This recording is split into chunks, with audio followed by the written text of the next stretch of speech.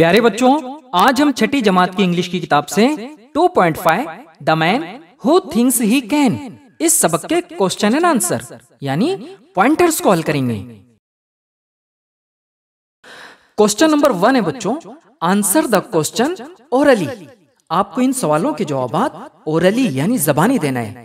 ठीक है बच्चों। क्वेश्चन नंबर 1 है, व्हेन आर यू बीटन? तुम कब हार जाते हो?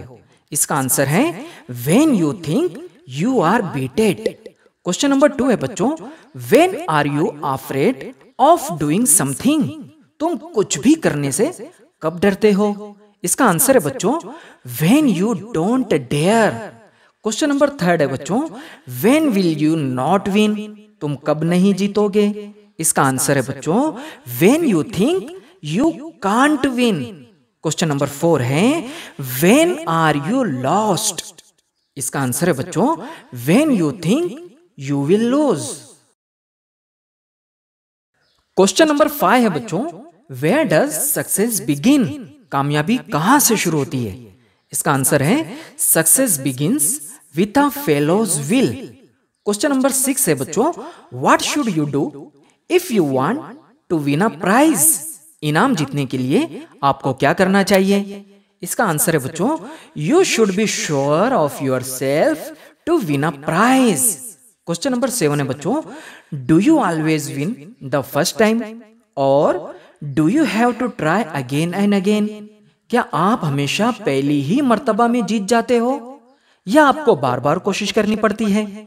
इसका आंसर है बच्चों I have to try again and again.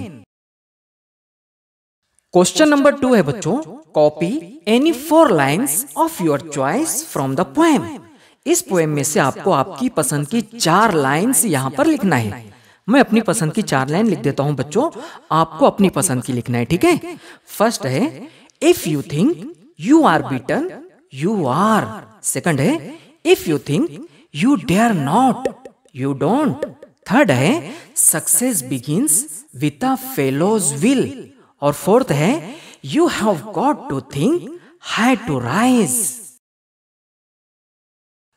Question number 3 है बच्चों, say the following sentences aloud as if you are.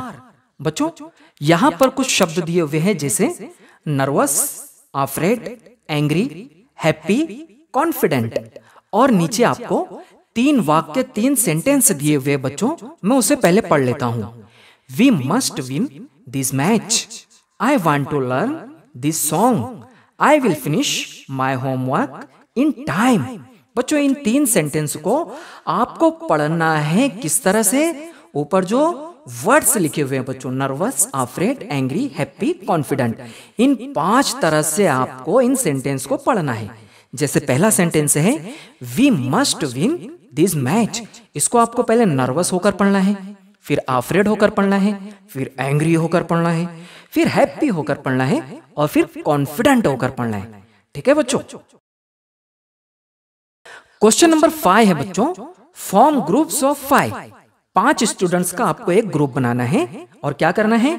Discuss with examples how your state of mind can help you to do something, how it helps you to try harder and better.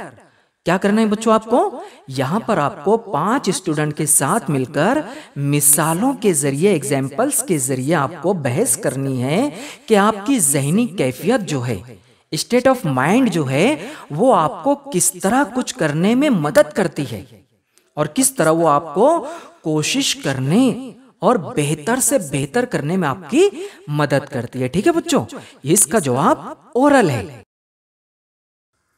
उसके बाद learning about language में देखते हैं बच्चों क्या लिखा हुआ है। सबसे ऊपर लिखा हुआ है यूजिंग एपोस्ट्रोफी। उसके बाद note that the words in A are all short forms of the words given in B. यहां पर आपको 2 टेबल नजर आ रहे हैं बच्चों और हर टेबल में 2 कॉलम है, ए बी। ठीक है। ए कॉलम में क्या लिखा हुआ है? डोंट। ये किसका शॉर्ट फॉर्म है? डू नॉट का। डू नॉट का शॉर्ट फॉर्म है डोंट। उसके बाद क्या है बच्चों? कांट। ये किसका शॉर्ट फॉर्म है? कैन नॉट का। उसके बाद है ओंट। ये किसका शॉर्ट फॉर्म है? विल नॉट का। उसके बाद इस तरफ देखेंगे बच्चों, लिखा हुआ यू विल। ये किसका शॉर्ट फॉर्म है? यू विल का। उसके बाद है यू आर। ये किसका शॉर्ट फॉर्म है? यू आर का। उसके बाद है यू हैव, ये किसका शॉर्ट फॉर्म है बच्चों? यू हैव का। इसका मतलब ये हुआ कि शॉर्ट फॉर्म हम इस तरह लिखते हैं। उसके बाद देखेंगे बच्चों क्या लिखा हुआ है, बट, लेकिन fellows and life stand for of a fellow and of life respectively. The sign apostrophe is called apostrophe. यहां पर जो बच्चों फेलोज लिखा हुआ है, एपोस्ट्रोफी लगाया गया है, इसका मतलब होता है ऑफ अ फेलो, यानी शख्स का, किसी व्यक्ति का। उसके बाद लिखा हुआ है लाइफ्स, यहां भी एपोस्ट्रोफी लगाया गया है। यहां क्या मतलब होता है? जिंदगी का। ठीक है बच्चों, और इस निशान को क्या कहते हैं? एपोस्ट्रोफी। उसके बाद क्या लिखा हुआ है? It is used in short forms to show that some letters in the words have been dropped. इसका मतलब क्या होता है एपोस्ट्रोफी का? कि किसी वर्ड में से कुछ लेटर ड्रॉप कर दिए गए, यानी कम कर दिए गए, उस वक्त हम एपोस्ट्रोफी लगाते हैं। आगे क्या लिखा हुआ है? The apostrophe is also used with s in phrases like Meena's shoes, Mohan's ruler, a cat's paw, etcetera etcetera. इसका मतलब यह है बच्चों के एपोस्ट्रोफी को इसके साथ भी लिखा जाता है, जैसे मीना शूज, मोहन्स रूलर और कैट्स पॉ। ठीक है बच्चों, यहाँ क्या मतलब होता है मीना शूज का? मीना के जूते। ठीक है, उसके बाद क्या करना है? Find at least 5 examples each of short forms and nouns plus apostrophe S from the book. हमको 5-5 एग्जाम्पल यहाँ पर लिखना है अपने बुक्स में से ढूंढकर। किसकी? पहले तो हमको शॉर्ट फॉर्म लिखना है, जैसे डोंट लिखा हुआ है ऊपर, डू नॉट का डोंट, कैन नॉट का कांट, विल नॉट का ओंट। ऐसे शॉर्ट फॉर्म हमको अपनी बुक्स में से ढूंढकर यहाँ पर लिखना है। और दूसरा क्या है? नाउन्स, यानी जिसे हम क्या कहते हैं बच्चों? इस्म कहते हैं, जमीर कहते हैं, नाम, सर्वनाम।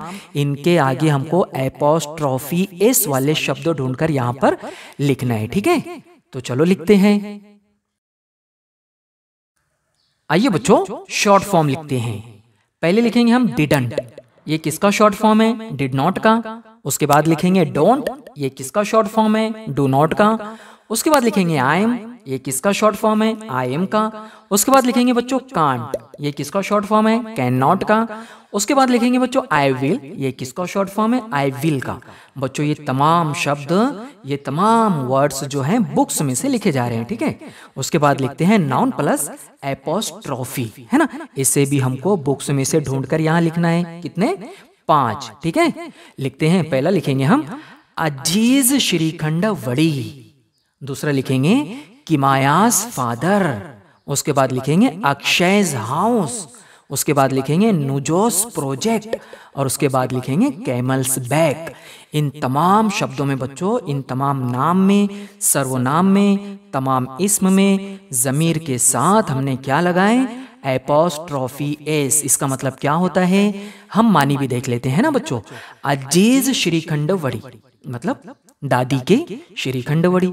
उसके बाद है किमायास फादर, यानी किमाया के अब्बा, किमाया के फादर। उसके बाद है अक्षयज हाउस, इसका मतलब हुआ अक्षय का घर। उसके बाद है नुजोस प्रोजेक्ट, इसका मतलब हुआ नुजो का प्रोजेक्ट। उसके बाद है कैमल्स बैक, इसका मतलब हुआ ऊंट की पीठ। ठीक है बच्चों, ये थे बच्चों 2.5 the man who thinks he can के क्वेश्चन एंड आंसर यानी पॉइंटर्स। इंशाल्लाह हम जल्द मिलते हैं एक नए सबक के साथ। तब तक के लिए खुदा हाफिज।